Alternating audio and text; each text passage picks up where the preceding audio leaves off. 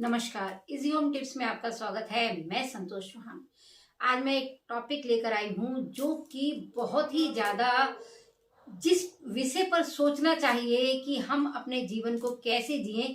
ये जो मिलावटी जो दुनिया है, इसमें मिलावटी जो चीजें हैं, उन चीजों से हम कैसे बचें। सच में बहुत ही परेशानी होती है। मान लीजिए, उदाहरण देती हूँ। अब जैसे मान लीजिए, हम जो ऑयल है, ऑयल यूज करते हैं, सरसों का तेल है, किसी चीज का भी तेल है जो हम खाना बनाने के लिए यूज करते हैं, लेने जाते हैं। अब बॉटल देखते ही शक आ जाता है कि पता नहीं ये असली है क्या नहीं, हमारे शरीर में ये नुकसान तो नहीं करेगा। ऐसी बहुत सारी चीजें हैं। गेहूं है, आजकल गेहूं में भी पता नहीं क्या क्या बता रहे हैं कि जो एक दाल रोटी भी हम जो खाते हैं उसमें भी दुनिया भर के पेस्टिसाइड, दुनिया भर की यूरिया वगैरह जो खाद डालते हैं। पहले के जमाने में देखिए, दाल रोटी खा के भी आदमी मस्त रहता था, स्वस्थ रहता था। कारण क्या था? क्योंकि सभी के घर में पहले एक नियम था। बड़े बड़े घर हुआ करते थे, बड़े बड़े खुले आंगन होते थे, सबके घर में गाय भैंस जरूर होती थी। घर का दूध दही सब घर का होता था। और गाय भी क्या खाती थी? जो चारा होता था वो शुद्ध होता था, शुद्ध चारा गाय खाया करती थी, गाय भैंस खाती थी। खेतों में अपने उगता था तो उसमें क्या डाला जाता था? गोबर की खाद डाली जाती थी।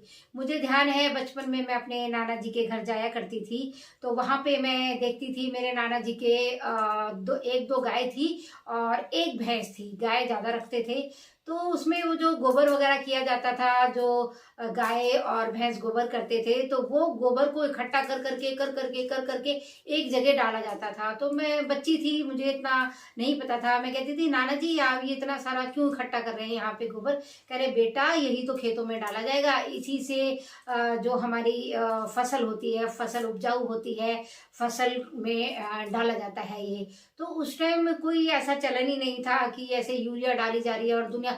और जो अब जैसे कीड़ा वगैरह लग जाता है खेतों में, फसल में कीड़ा लग जाता है, तो उसके लिए भी जो ऑर्गेनिक उपाय हुआ करते थे ना, जो वो अपनाए जाते थे। कहीं हल्दी का छिड़काव किया जाता था उसके पेड़ों के ऊपर। तो ऐसा कीड़ा वगैरह ऐसा कभी हमने अब ऐसे देखा ही नहीं कि पूरा का पूरा जो फसल है वो खराब हो गई। मैंने खूब अपने नाना जी के यहाँ पे खूब फसल होते हुए देखी है।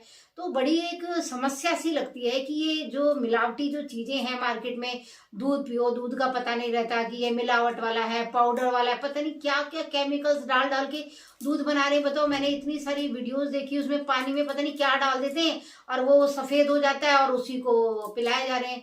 कोई बिल्कुल भी जो आत्मा है सबकी क्या मर गई है क्या?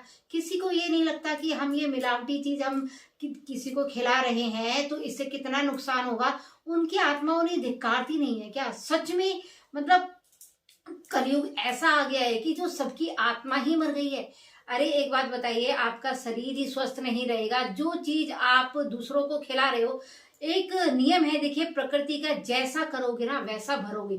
जो आप करते हो ना, देर सवेर लौट के जरूर आता है, चाहे कोई इसको माने या ना माने। किसी का तुम कितना ही बुरा करके और ये सोच लो इसमें हमारा भला है, अरे भाड़ में जाए, इनका जो हो रहा है सो होने दो, हमारा तो भला हो रहा है ना। ये जो सोच है ना, ये बहुत गलत है। क्योंकि आप किसी का भी बुरा करोगे ना तो लौट के जरूर आएगा। ये एक प्रकृति का नियम है और ये होता है 100%। तो ऐसा जो लोग सोचते हैं, मुझे समझ में ही नहीं आता कि उनका बुद्धि है क्या काम करती है। ऐसी ऐसी चीजें दुनिया को खिला रहे हैं, ऐसे संसार में ऐसी चीजें बनाई जा रही हैं जो छोटे छोटे बेचारे मासूम बच्चों को ऐसा मिलावटी। अब जिनके घर में गाय भैंस नहीं है, गांव देहात में तो चलो घर का दूध है, घर का दूध दही है, खा लेते हैं बच्चे। पर छोटा एक बेबी है, छोटा बच्चा है, उसको दूध की तो जरूरत पड़ेगी ना। माँ का दूध छोड़ेगा उसके बाद उसको तो दूध चाहिए ना। दूध वैसे तो देखिए सभी को चाहिए, पर छोटे छोटे बच्चे वो पाउडर वाला दूध। एक बार, मैंने बोलना नहीं चाहती मैं वीडियो में, मैंने एक वीडियो देखी, उसमें बताया कि वो मिलावटी दूध के कारण उनका दूध मुआ जो बच्चा था वो किसी कारण से माँ अपना दूध नहीं पिला पा रही थी। कोई प्रॉब्लम होगी उनकी, ऐसा डॉक्टर ने मना कर दिया था कि आप अपना दूध नहीं पिला सकते हो, कोई बीमारी होगी।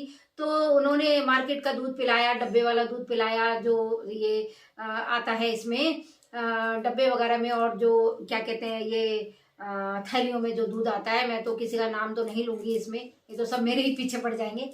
तो उस बच्चे का बताते इतनी हालत खराब हुई, इतनी हालत खराब हुई उस दूध को पीकर। पता नहीं वो बच्चा जीवित भी रहा या नहीं रहा, वो हॉस्पिटल में एडमिट हो गया। तो वो सब उसमें जब वो चेक करवाया तो क्या उसमें निकला कि जो ये दूध पिलाया गया था ना, ये जहरीला दूध था। अब बताइए वो छोटे से बेचारे मासूम बच्चे को ऐसा तुमने क्या जहर मिला दिया उसके अंदर। बच्चा हो या बड़ा हो, कोई भी पीता है। तो मेरा एक ये सवाल है आप सभी से, आप इसका कुछ उपाय अगर आपको पता हो, कुछ आप जानते हो तो आप बताइए कि इन सब चीजों से हम कैसे बचें, हमारी आने वाली पीढ़ी है उसको हम कैसे बचाएं। एक बहुत बड़ा सवाल है ये सवाल। अगर आज नहीं सोचा गया ना तो ये दुनिया ना सारी ऐसे ही मिलावटी चीजों से ना सारी खत्म हो जाएगी। और जो अभी तो थोड़े बहुत फिर भी स्वस्थ हैं लोग, आने वाले टाइम में इतनी बीमारियां हो जाएंगी ना, इतनी बीमारियां हो जाएंगी कि जिसका कोई इलाज नहीं होगा। तो बस यही मैं आपसे क्वेश्चन कर रही हूँ। मेरे दिमाग में ये बात आई कि अब हमारे घर में भी ऐसी चीजें आती हैं, सब्जियां। एक बात बताइए, सब्जी वालों के यहाँ पे हरा धनिया पूरे दिन रखा रहे फिर भी वो हरा ही रहता है। हम घर में लाते हैं, थोड़ी देर बाद हमारा जो धनिया है या तो गलने लग जाएगा या सड़ने लग जाएगा। भाई ऐसा क्या छिड़कते हैं। एक बारी मैंने एक सब्जी वाले से पूछा था, भैया आपका तो जो हरा धनिया वगैरह है, ये हरी चीजें सारी इतनी फ्रेश रहती हैं और हमारे घर में जाते ही कैसे मतलब मुरझा क्यों जाती हैं। तो कह रहे मैम हम इसमें पानी का छिड़काव करते हैं। तो पानी का छिड़काव करके भी देख लिया, फिर मुझे पता चला कि जो पानी का छिड़काव वो बोतल में पानी भरे रखते हैं और उससे जो स्प्रे करते हैं ऐसे सब्जियों में जो पानी का छिड़काव करते हैं उसमें दवाई मिली होती है। अब राम जाने ऐसी क्या दवाई मिलाते हैं कि वो जो सब्जियां वो हरी की हरी रहती हैं। अब एक बताइए, ऐसी चीजों को हम खा के कहाँ तक स्वस्थ रहेंगे, हमारी आने वाली पीढ़ी कहाँ तक स्वस्थ रहेगी। जो पहले की पीढ़ी थी, मेरी मम्मी है, आज मेरी मम्मी 88 ईयर की हो गई हैं, उनको देखते हुए मैं इतनी स्वस्थ नहीं महसूस करती अपने आप को, और मुझे देखते हुए मेरे बच्चे अपने आप को स्वस्थ नहीं महसूस करते। वो कहते मम्मी आप तो फिर भी इस उम्र में इतना काम कर लेते हो, इतने एक्टिव रहते हो, इतनी एनर्जी है। अरे हमारे टाइम पे तो हमें नहीं लगता कि हम इस उम्र पे पहुंच भी पाएंगे क्या।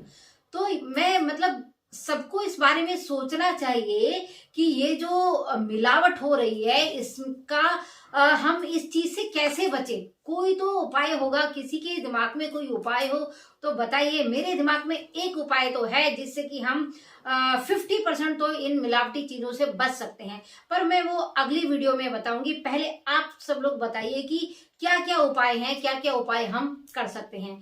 वीडियो देखने के लिए आपका बहुत बहुत धन्यवाद। हमारे पेज पर, हमारे चैनल पर आने के लिए आपका बहुत बहुत धन्यवाद। कमेंट करके जरूर बताइएगा इस मिलावट वाली जो दुनिया है और मिलावट की जो चीजें हैं इनसे हम कैसे बचें। धन्यवाद।